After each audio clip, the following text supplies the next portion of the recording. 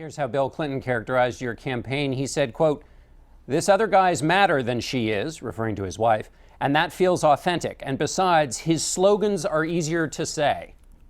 Your reaction? Well, I am angry. And the American people are angry, John.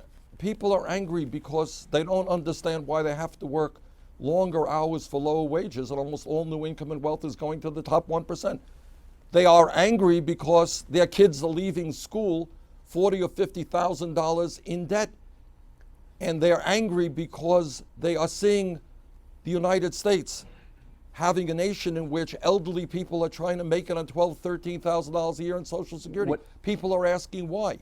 So there is anger, and I share that anger. What President Clinton is touching on is something that liberal writers, Jonathan Chait in New York Magazine and Paul Krugman in the New York Times, they say there's too much idealism in your campaign.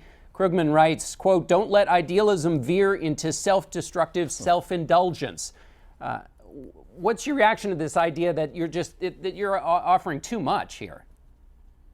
I am not offering too much. John, I think that's really an unfair criticism.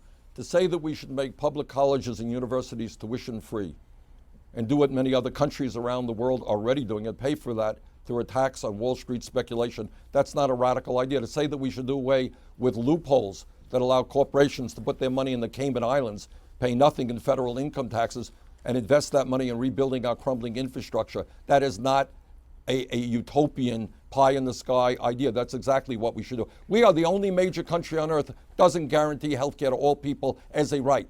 To say that we should have a Medicare for all single-payer system, that is what every other major country on earth is doing, guaranteeing health care to all of the people. What has happened over the years is we have become so conservative. We have been dominated so much by Wall Street and big money interest that people are forgetting what we can do and what we should do. Yes, I do believe that the wealthiest people and the largest corporations should finally start paying their fair share of taxes. That's what the American people want. That's not utopian. Let me switch to policy. I was struck by reading a 2004 quote from Howard Dean, who is another liberal Vermont Democrat who campaigned on understanding the gun culture.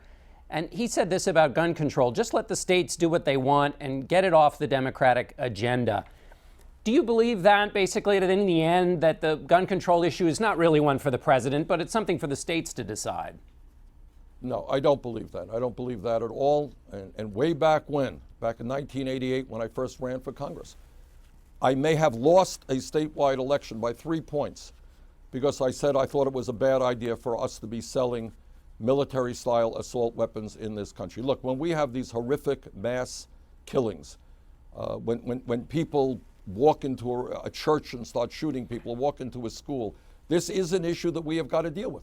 And I support what President Obama is trying to do and deal with this gun show loophole. We have to strengthen the instant background checks. Our goal as a nation, and I think there's overwhelming support for this, John, is to make sure that guns do not fall into the hands of people who should not have them, people who have criminal backgrounds, people who are mentally ill. The federal government does have a very important role to play. Let me ask you about health care. You put forward some details about your health care plan.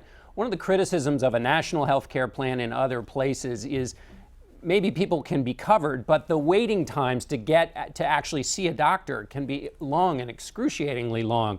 What's your solution to that criticism? Look, the fact of the matter is, it's not only in America today that we have 29 million people without any health insurance. And John, they wait a very long time to get health care. Sometimes they just don't get it at all. The other crisis that we face is that we have even more people who have large deductibles and copayments. They also hesitate about going to the doctor. We are now spending almost 3 times more than the British, 50% more than the French, who guarantee health care to all of their people. In my view, a Medicare for all single-payer system can guarantee quality health care to all of our people and at the same time save middle-class families thousands of dollars a year. So if you want comprehensive health care, if you want to make sure that people can go to the doctor when they need to go to the doctor, I think a Medicare for All program is the way to go. Okay, Senator Sanders, we'll have to leave it there. Thanks for joining us.